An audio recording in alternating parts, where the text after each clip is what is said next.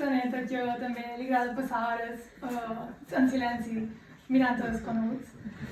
I bueno, avui vespre volia compartir un poema que és bastant especial per jo, ja que està dedicat a la iaia, que és una persona que estimem molt tots, i m'ha fet especial il·lusió compartir-ho avui vespre. És el poema de nou del llibre de Benaventurances. I diu així. En què sembli que no, tingué un principi.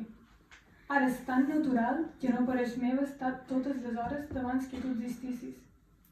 M'ha entrat un tremolor aquell cap vespre de setembre aigualit.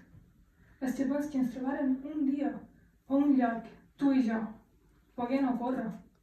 Hauria estat senzill. Pot ser i tot aquell dia t'hauria semblat des del teu món perfecte.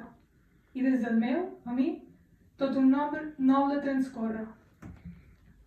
Res no hauria avisat del que perdríem. Tu no series tu. Ara potser hi hauria un nombre vora meu patint el tràgic destí d'haver de ser el que tu no series.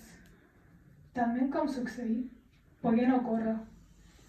Tant a tu com a mi, cadascun dins que seva, potser ens haurien dit: has tingut un bon dia?